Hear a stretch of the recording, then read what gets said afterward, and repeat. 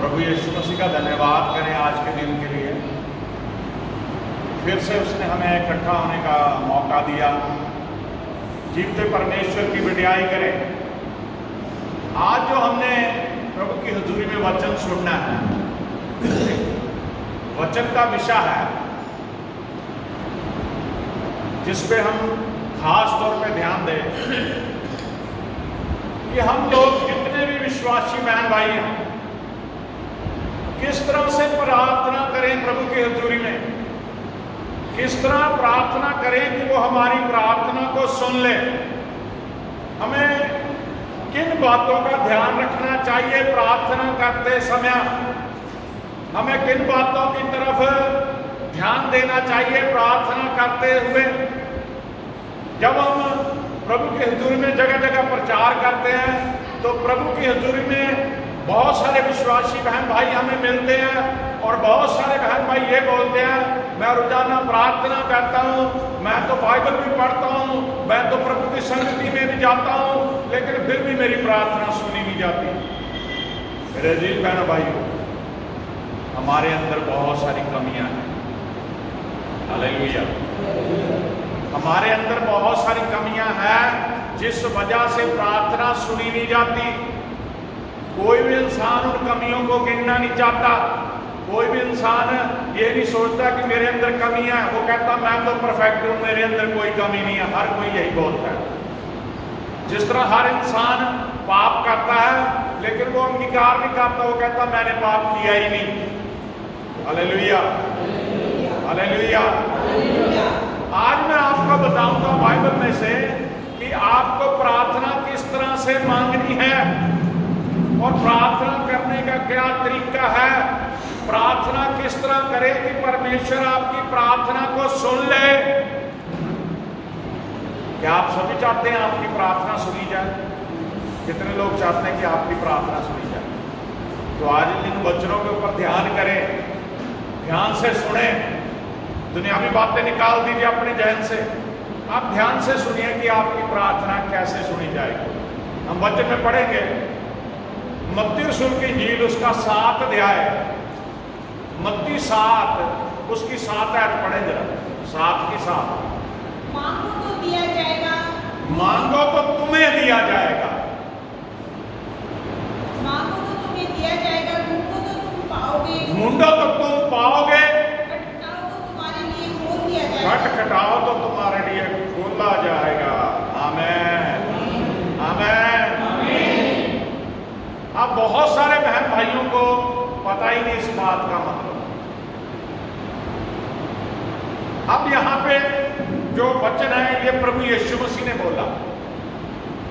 प्रभु यीशु मसीह कहते हैं मांगो तो तुम्हें दिया जाएगा।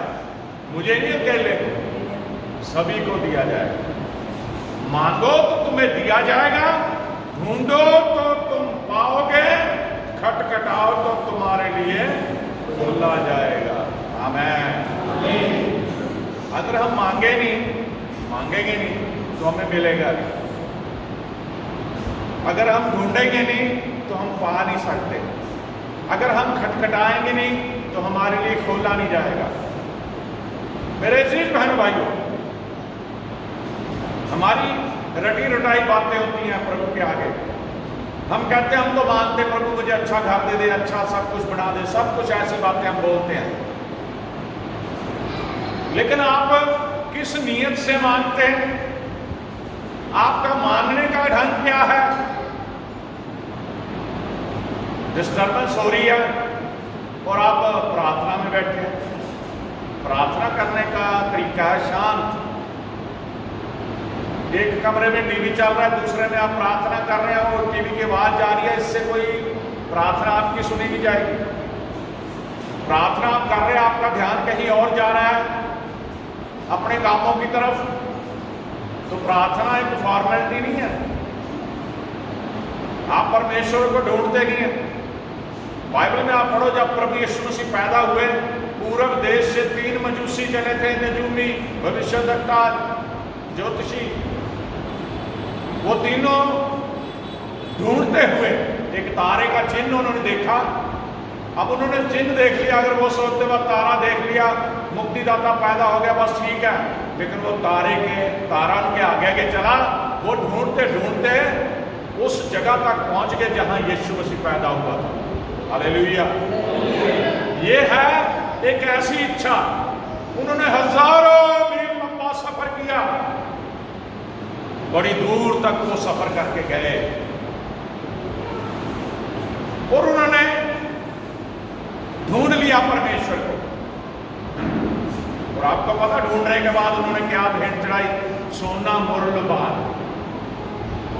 सोना जो होता है वो राजा को भेंट दी जाती है। आप राजा से मिलने जा रहे हैं, उसे फूल तो देंगे नहीं, उसे कोई सस्ती चीज तो देंगे नहीं।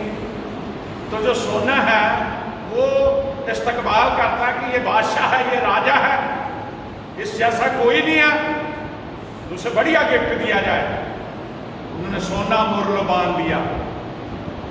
मेरे अजीज बहन भाई, बाइबल में हम पढ़ते हैं एक न्याय की कहानी। एक विधवा औरत रोज उसके दरबार में जाती थी और ये कहती थी कि मेरा न्याय कर। और वो ऐसा बंदा था, वो किसी से नहीं डरता था, निडर था, अपनी मनमर्जी करने वाला था। परमेश्वर का भी डर नहीं था उसके अंदर। लेकिन वो औरत रोज जाती थी, मेरा न्याय कर। जब दरबार लगता था, जब पहुंच जाती, मेरा न्याय कर। काफी दिन ऐसा ही चलता रहा। एक दिन वो वही न्याय सोच रहा बैठा, ये सवेरे होएगी, दरबार लगेगा, फिर वो औरत आ जाएगी, अब मुझे क्या उसका न्याय सुबह कर देना चाहिए। हालेलुया। उसने सुबह होते ही उसका न्याय किया। सबसे पहले जब आप रोज परमेश्वर से प्रार्थना करते हो, रोज परमेश्वर का हृदय खटखटाते हो, रोज परमेश्वर का दरवाजा खटखटाते हो, रोज परमेश्वर की दस्तक देते हो, रोज अपनी दुआ से परमेश्वर के कानों तक अपने वचन बोल के पहुंचाते हो, रोज आप परमेश्वर का दरवाजा खटखटाते हो, तो वो खोल देगा। इसलिए लिखा, मांगो तो तुम्हें दिया जाएगा, ढूंढो तो तुम पाओगे, खटखटाओ तो तुम्हारे लिए खोला जाएगा। आगे भी पढ़ दो ना तो। क्योंकि जो कोई मांगता है, हाँ आगे लिखा है, क्योंकि जो कोई मांगता है उसे मिलता है, उसे मिलता है। मांगो। मांगना तुम्हारे लिए मना ही नहीं है, मांगो, लेकिन भली वस्तुएं मांगो। जो कुछ तुम मांगते हो तुम्हें मिलता है, और जो ढूंढता है वह पाता है, जो ढूंढता वो पाता है, और जो खटखटाता है उसके लिए खोला जाएगा। जो खटखटाता है उसके लिए क्या होगा? खोला जाएगा। आमीन। आगे देखो क्या लिखा है। तुम में से ऐसा कौन मनुष्य है? यहाँ प्रभु यीशु मसीह का उदाहरण देते हैं कि तुम लोग जो विश्वासी हो, तुम लोग जो सुन रहे हो, तुम में से ऐसा कौन मनुष्य है, कौन ऐसा बाप है कि यदि उसका पुत्र उससे रोटी मांगे, यदि उसका बेटा पुत्र बच्चा उससे रोटी मांगे तो वह उसे पत्थर दे। ऐसा है बाप कोई दुनिया में? जब उसका बेटा रोटी मांगे उसे पत्थर दे दे, मारा वे इसे, है क्या कोई बाप ऐसा? यीशु मसीह कह रहे, बताओ मुझे कोई ऐसा बाप है दुनिया में जब उसका बेटा रोटी मांगे तो वो उसे पत्थर पकड़ा दे? या मछली मांगे तो उसे सांप दे। खाने के लिए मछली मांगे तो सांप पकड़ा दे, ले खाड़ा इसे। अतः जब तुम बुरी होकर अपने बच्चों को अच्छी वस्तुएं, प्रभु यीशु मसीह कहते हैं, जब आपको तुम बुरे होकर अपने बच्चों को अच्छी वस्तुएं देना जानते हो, तो तुम्हारा स्वर्गीय पिता अपने मांगने वालों को अच्छी वस्तुएं क्यों न देगा? तुम्हारा स्वर्गीय पिता अपने मांगने वालों को अच्छी वस्तुएं क्यों न देगा? आमीन। आमीन। मांगो वो तुम्हें अच्छी वस्तुएं देगा। लेकिन दुआ करने का एक तरीका है। दुआ तभी सुनी जाएगी जब आपके अंदर से पाप खत्म हो जाएगा। आप गुनाहों से तौबा कर चुके होंगे, आप गुनाहों से तौबा करके बपतिस्मा ले चुके होंगे, आप परमेश्वर की हुजूरी में सच्चे मन से खराई से चल रहे होंगे, आप परमेश्वर के हुक्मों की ताबेदारी में चलेंगे, आप परमेश्वर की शिक्षाओं के ऊपर अमल करेंगे, आप यीशु मसीह के द्वारा बताई हुई बातों पे ध्यान देंगे, तभी आपकी सुनी जाएगी, वरना नहीं। ये नहीं है कि आप पाप भी करते रहो और दुआ भी करते रहो और मांगते भी रहो कि प्रभु मुझे दे। जब तक आपके जीवन से पाप नहीं निकल जाएगा, आपकी दुआ सुनी नहीं जाएगी। हालेलुया। मैं आपको एक छोटी गवाही सुनाता हूं, ताजी गवाही है। प्रार्थना का एक ढंग ही है, हमें प्रभु ने सिखाया, हम चाहते हैं आप भी सीख जाओ। इंग्लैंड में ध्यान से सुनो, अभी परसों की गवाही है, ये 2 दिन पहले की गवाही है। हमारी बहन है वहां, सतविंदर कौर सती उसका नाम है। कोरोना सिर्फ इंडिया में नहीं फैला, पूरे विश्व में फैला हुआ कोरोना के नाम है। तो इंग्लैंड में भी बहुत बुरी हालात है, लोग घरों में बैठे हैं, लॉकडाउन सिस्टम भी चल रहा है। तो उस बहन के ऑफिस में प्रॉब्लम आ गई, सभी लोगों को लैपटॉप कंप्यूटर दे दिए गए, घर पे बैठ के काम करो ऑफिस का। लेकिन उस बहन को, जो उसकी बॉस थी, उसने फोन कर दिया कि तुमने हाजिर होना ड्यूटी पे। वो बड़ी परेशान हुई, कल्पने लगी, रोने लगी, गुस्से में थी। उसने मुझे फोन किया, कह रही आप बताइए वीर जी मैं क्या करूं। वो तो मुझे जबरदस्ती कह रही जाओ, अगर मैं नहीं जाऊंगी तो मेरी लॉकडाउन के दौरान जितनी तनख्वाह है वो काट लेंगे, मुझे आगे सैलरी नहीं देंगे, प्रॉब्लम हो जाएगी घर में, मैं क्या करूं। मैंने कहा कुछ नहीं करना, हम प्रार्थना कर रहे हैं, आप परमेश्वर यीशु मसीह पे विश्वास करती हैं तो प्रार्थना का जवाब आपको मिलेगा। मैंने उसे प्रार्थना के जरिए बोल दिया, प्रभु की आत्मा ने जो अगुवाई करी कि तुम्हें जाना ही नहीं पड़ेगा ऑफिस में, अपने आप तुम्हें घर पे वो कंप्यूटर तुम्हें भी देंगे। लेकिन उसका रटा रटाया, दूसरे दिन भी करी कुछ नहीं हुआ जी, क्या करूं मैं। जैसे इंसान की फितरत है, जब तक उसके जीवन में चमत्कार नहीं होता विश्वास नहीं करता इंसान। और फिर 2 दिन पहले फोन आया, बड़ी खुश, कह रही वीर जी उन्होंने मुझे कंप्यूटर घर पहुंचा दिया, मेरी टेंशन सारी दूर हो गई। हालेलुया। परमेश्वर कुछ भी कर सकता। मैं यहाँ पंजाब में बैठा हूँ, इंग्लैंड कहाँ पे है, उसकी बॉस कौन है, क्या है, मुझे नहीं पता। लेकिन परमेश्वर के आगे प्रार्थना का ढंग ऐसा है कि परमेश्वर ने उसे हिला दिया, और परमेश्वर के सामने जो प्रार्थना की गई वो सुनी गई, और उस बहन को क्या हो गया, कंप्यूटर घर पे मिल गया। बोलो हालेलुया, बोलो हालेलुया। ये परमेश्वर कुछ भी कर सकता है, यीशु मसीह कुछ भी कर सकता है, लेकिन तरीका होना चाहिए मांगने का। Hallelujah, hallelujah. मांगने का तरीका होना चाहिए। और बाइबल में ये सब कुछ लिखा हुआ है। मत्ती रसूल 18 अध्याय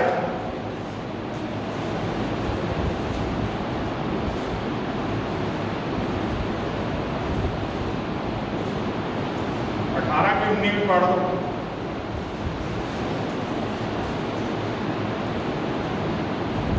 18 की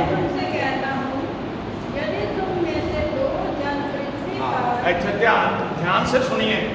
फिर मैं तुमसे कहता हूं, यदि तुम में से 2 जन पृथ्वी पर किसी बात के लिए जिसे वे मांगे, किसी पृथ्वी पर किसी बात के लिए एक मन होकर उससे मांगे, एक मन होके, तो वह मेरे पिता की ओर से जो स्वर्ग में है उनके लिए हो जाएगा। हालेलुया। ध्यान से सुनिए। फिर मैं तुमसे कहता हूं, कौन कह रहा है? यीशु मसीह। यदि तुम में से दो जन पति पत्नी भी हो सकते हैं, बहन भाई भी हो सकते हैं, दोस्त भी हो सकते हैं, 2 जन। फिर मैं तुमसे कहता हूं, यदि तुम में से 2 जन पृथ्वी पर किसी बात के लिए एक मन होकर उससे मांगे, एक मन होके परमेश्वर से मांगे, तो वह मेरे पिता को की ओर से जो स्वर्ग में है उसके लिए हो जाएगा। हालेलुया। एक मन होके जो मांगोगे वो पिता की ओर से जो स्वर्ग में है प्रभु यीशु मसीह कहते हैं हो जाएगा। हालेलुया। हम मानते हैं, विश्वास नहीं हमें। प्रॉब्लम आ गई जीवन में, ऐसे लोगों को मैं जानता हूं। आपको पता है एक अगुए की क्या काम होता है? विश्वासियों को बचाना, लोगों को बचाना। इस दुनिया में ऐसे लोग बहुत हैं जो ये बात भूल जाते हैं। यहां पे लिखा, तुम में से 2 जन एक मन होके, 2 जन एक मन होके। प्रभु का दास भी हो सकता है, जो प्रार्थना सुन रहा है वो भी हो सकता है। और मेरे जीवन में ऐसे लोग आए हैं और मैंने ऐसे लोगों को देखा भी है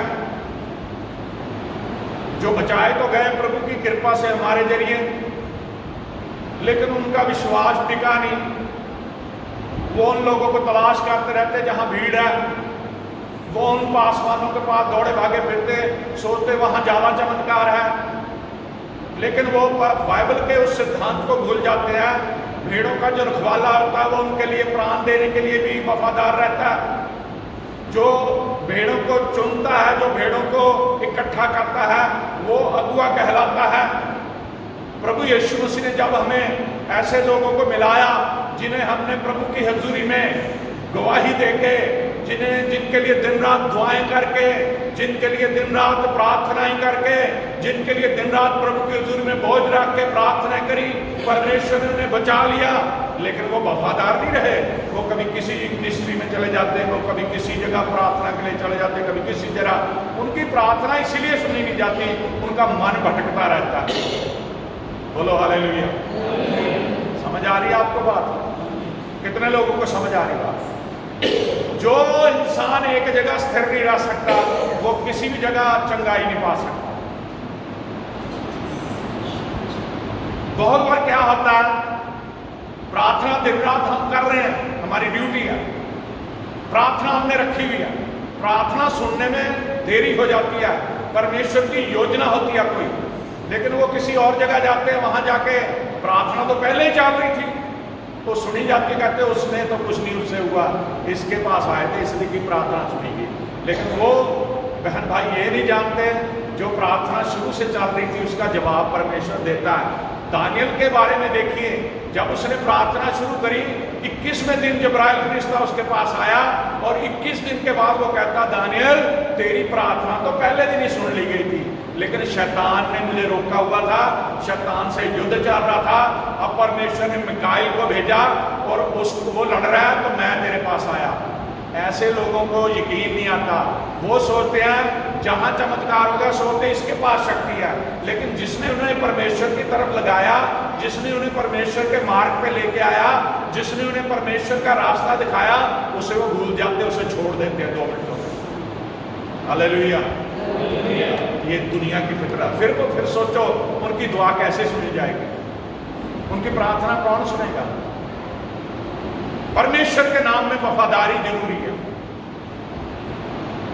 आज लोग क्या करते हैं, लास्ट में मैं बताऊंगा, लोग परमेश्वर को भी धोखा दे रहे हैं, परमेश्वर को भी छल रहे हैं। इंसान को दिमाग रब ने दिया है, इंसान सोचता मेरे दिमाग जैसा कोई दिमाग नहीं है, जो मैं सोचता हूं वो सोचता, मैं परमेश्वर को भी ठग सकता हूं। नो, वो तेरे सोचने से पहले जानता तेरे अंदर दिमाग में क्या चल रहा है। मेरे जीत बहन भाइयों, अगर 2 जन एक होकर प्रार्थना करेंगे तो परमेश्वर के नाम में वो प्रार्थना सुन ली जाएगी। बोलो हालेलुया, बोलो हालेलुया, बोलो हालेलुया। यूहन्ना रसूल के इंजील 14 अध्याय, यूहन्ना रसूल 14 अध्याय 14 की 14 पढ़ दो। यदि तुम मुझसे मेरे नाम से कुछ मांगोगे, यदि तुम मुझसे मेरे नाम से कुछ मांगोगे तो मैं उसे करूंगा। बोलो हालेलुया। यीशु मसीह बोल रहे हैं, यदि तुम मेरे नाम से कुछ भी मांगोगे तो मैं करूंगा। ये वादा उसका।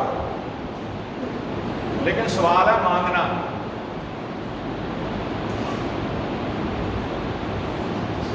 अगर आप दर दर भटक रहे हैं तो यीशु मसीह तो देख रहा है। अगर इस चर्च में प्रार्थना हो रही है, आप विश्वासी हो, तो प्रार्थना तो यहां भी सुनी जाएगी। वचन तो आपको यहां भी वही दिया जा रहा है जो जहां ज्यादा भीड़ लगती वहां दिया जा रहा है। लोगों की फितरत ऐसी है, पंजाबी में एक कहावत है, जो कहावत है रज्जे नूं रजाना। जहां बहुत भीड़ लगती है, परमेश्वर की कृपा वहां ज्यादा समझ के लोग वहीं बीजने लग जाते हैं, और वो समझते हैं यहाँ ज्यादा अच्छा है। जो बाकी है छोटे मोटे ये पादरी, इनको तो कुछ नहीं आता। लेकिन प्रार्थना किसकी है? प्रार्थना परमेश्वर के हुजूर में की जाती है। प्रार्थना जब ढंग होगा तो वही पास्टर के जरिए बड़े बड़े मौजे चमत्कार होते हैं। लोग दूसरे मुल्कों में बैठे हैं तो अपनी चंगाई पाते हैं। ये परमेश्वर की सामर्थ है, ये परमेश्वर का अनुग्रह है। दोबारा पढ़ दीजिए शायद को। यदि तुम मुझसे मेरे नाम से कुछ मांगोगे तो मैं उसे करूंगा। तो मैं उसे क्या करूंगा? करूंगा। Hallelujah, hallelujah. यिर्मयाह नबी की पुस्तक में, यिर्मयाह, ज्यादा लंबा नहीं हम करेंगे क्योंकि कोटरा न्याय में दुआ है, इसलिए जाने को भी टाइम लगेगा आपको। यिर्मयाह उसका 33 अध्याय,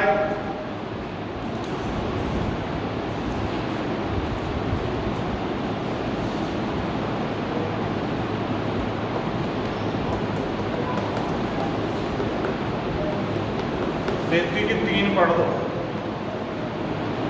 मुझसे प्रार्थना कर और मैं तेरी सुनकर तुझे बड़ी बड़ी और कठिन बातें बताऊंगा जिन्हें तू अभी नहीं समझता। ध्यान से यहाँ सुनिए। अगर मैं आपको पहली आयत से पढ़ के सुनाऊं, ध्यान से सुनना। जिस समय यिर्मयाह पहरे के आंगन में बंद था, उस समय यहोवा का वचन दूसरी बार उसके पास पहुंचा। किसका वचन पहुंचा? परमेश्वर का, यहोवा का। यहोवा जो पृथ्वी का रचने वाला है, जो उसको स्थिर करता है, उसका नाम यहोवा है। वह यह कहता है, मुझसे प्रार्थना कर। किससे प्रार्थना करनी है हमने? परमेश्वर से। किसके आगे प्रार्थना करनी है? बोलो सारे, सारे बोलो भाई। किसके आगे प्रार्थना करनी है? हाँ। उसका नाम यहोवा वह यह कहता है, मुझसे प्रार्थना कर और मैं तेरी सुनकर तुझे बड़ी बड़ी और कठिन, प्रार्थना को परमेश्वर कहता सुनूंगा, बड़ी बड़ी और कठिन बातें बताऊंगा जिन्हें तू अभी नहीं समझता। आमीन। कई बार इंसान को कोई बातें समझ नहीं आती परमेश्वर की, उसकी योजना को पता नहीं चलता उसका। परमेश्वर कहता मैं तेरी प्रार्थना सुनूंगा और तुम्हें बड़ी बड़ी कठिन से कठिन बातें मैं तुझे बताऊंगा, और तुझे उस समय समझ नहीं आएगी, लेकिन बाद में तुझे पता चलेगा कि परमेश्वर क्या करता है। हालेलुया। जब मिस्रियों की गुलामी में से इजरायली निकले तो मूसा नबी उनका अगुआ था, और वो गुलामी की दास्तव से निकल तो आए। जब वो लाल समुद्र के पास पहुंचे तो पीछे से फिरौन का दिल बदल गया, शैतान ने फिर बदल दिया। वो अपनी सेना लाके उन्हें फिर से वापस ले जाने के लिए या मारने के लिए, जो भी कह सकते, आ गया। लेकिन यहां पे एक भेद की बात थी जो परमेश्वर ने मूसा नबी के जरिए प्रकट किया। अब आगे पानी है, पीछे सेना है, लोग कुड़कुड़ा रहे हैं, मूसा को बोल रहे इससे बेहतर तो वहीं मार जाते हैं, पीछे वो आ रहा है वो मार देगा, आगे पानी है, पानी में मर जाएंगे, इधर उतरेंगे, क्या करें? तो परमेश्वर ने मूसा नबी से जैसा कहा, उसने लाठी मारी और पानी क्या हो गया? और सारी कौम उसमें से निकल गई। और जो मिस्री उनके विरोधी थे उन्होंने भी नकल करी थी, जब वो निकल गए हम भी निकल जाएंगे। तो परले किनारे जाके मूसा ने फिर लाठी मारी, सभी मर गए, उसी दिन खत्म कर दिए परमेश्वर। बोलो हालेलुया। परमेश्वर के भेदों को कोई नहीं जानता। Hallelujah, hallelujah. मत्ती रसूल की इंजील उसका 6 अध्याय,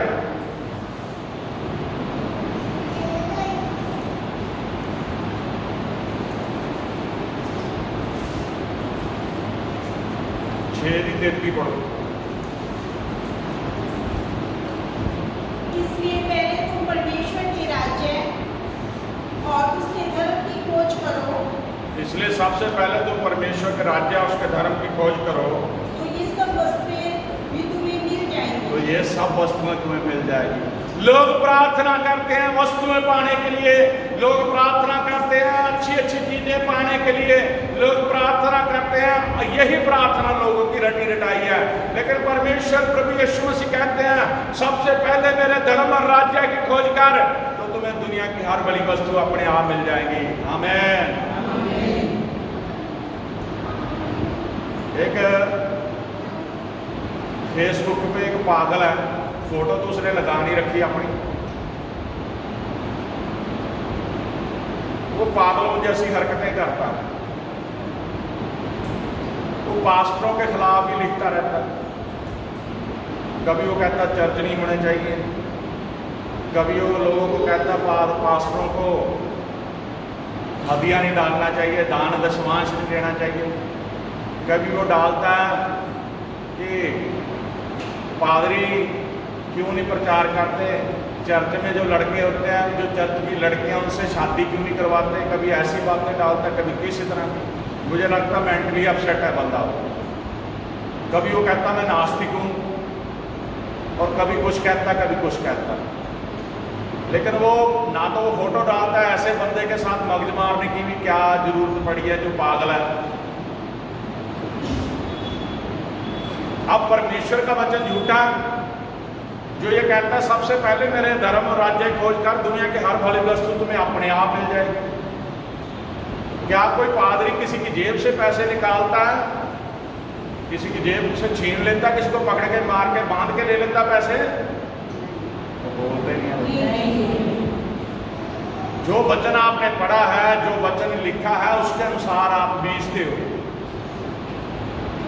लेकिन उस मूर्ख को पता ही नहीं है, जब मूर्ख बाइबल में लिखा मूर्ख की संगति भी करना गलत है। सुनना तो एक तरह था, उसकी संगति भी ना करो, उसकी साथ बैठो। भजन संहिता पहला अध्याय जाके जरूर पढ़ लें। क्या इस तरह से लिख के लोगों को परमेश्वर से दूर किया जा सकता? मेरे अजीज बहन भाई, आप लोगों ने सीखना है किस तरह से प्रार्थना की जाए। आप लोगों ने सीखना है किस तरह से प्रार्थना आप करें और परमेश्वर आपको उसका जवाब दे। अगर आपको तरीका ही नहीं पता तो आप कभी भी परमेश्वर से कुछ नहीं पा सकते। यहां आके बैठ जाना, प्रार्थना करनी, भजन गाने, वचन सुनना, चले जाना, यही सब नहीं है, बल्कि आपने बोझ लेकर प्रार्थना करनी है। सुबह प्रार्थना करो, दोपहर प्रार्थना करो, शाम को प्रार्थना करो, रात को प्रार्थना करो, प्रभु का वचन पढ़ो, प्रभु से बातचीत करो। प्रभु से बातचीत करने का ये माध्यम है, ये वचन प्रभु का। ये वचन आपको परमेश्वर से बात करनी सिखाएगा। आप अपने कानों को तैयार रखें, परमेश्वर आपसे बोलेगा। आप अपने हृदय को परमेश्वर को दे दें, हृदय में परमेश्वर की आवाज आएगी। Hallelujah, hallelujah, hallelujah. निर्गमन की पुस्तक बस 2 अध्याय पढ़ेंगे। निर्गमन 23 अध्याय, बाइबल की दूसरी किताब है निर्गमन।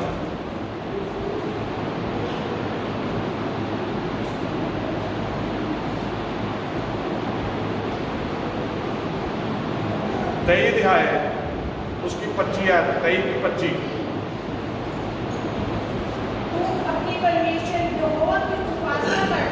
यहाँ सुनो, प्रभु के परमेश्वर कहता है तू अपने परमेश्वर यहोवा की उपासना करना,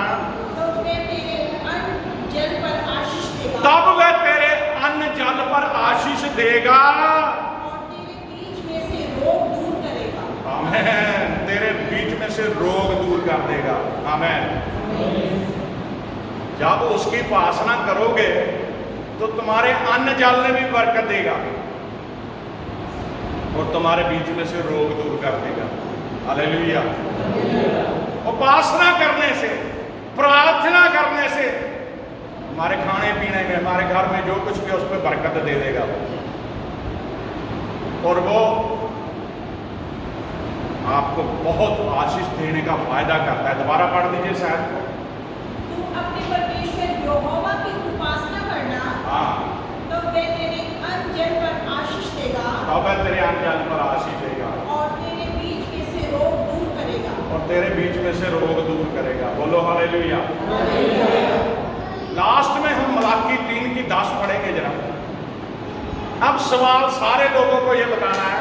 लोग कह देते हम दुआ भी करते, वचन भी पढ़ते, लेकिन परमेश्वर का वचन, परमेश्वर का दास बताता है, परमेश्वर कहता है तुम लोग मुझे लूटते हो। 10 मलाकी 3 की 10 पढ़ो। सारे दशमांश भंडार में ले आओ कि मेरे भवन में भोजन वस्तु रहे। और सेनाओं का यहोवा ये कहता है कि ऐसा करके मुझे परखो कि मैं आकाश के झरोखे तुम्हारे लिए खोलकर तुम्हारे ऊपर अपना पाप आशीष वर्षा करता हूँ कि नहीं। आमीन। 8 आयत तो पढ़ो जरा। क्या मनुष्य परमेश्वर को धोखा दे सकता है? क्या मनुष्य परमेश्वर को धोखा दे सकता? दसो भाई, रब को धोखा दे सकता कोई? नहीं। हाँ जी। पर देखो तुम मुझको धोखा देते हो। और परमेश्वर कहता देखो तुम सभी लोग मुझको धोखा देते हो। कैसे देते हो? देखो। और तुम भी पूछते हो हमने किस बात में तुझे लूटा। हाँ, कह रहे धोखा भी देते हो। परमेश्वर कहता फिर पूछते हो हमने किस बात में लूटा परमेश्वर तुम्हें। हाँ जी। दशमांश और उठाने की भेंटों में। दशमांश और उठाने की भेंटें ना दे के लूटा तुमने। हालेलुया।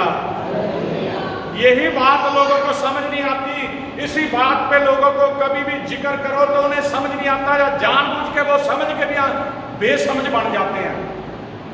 परमेश्वर को हम लूट रहे हैं, इसलिए हमारी दुआ नहीं सुनी जा रही।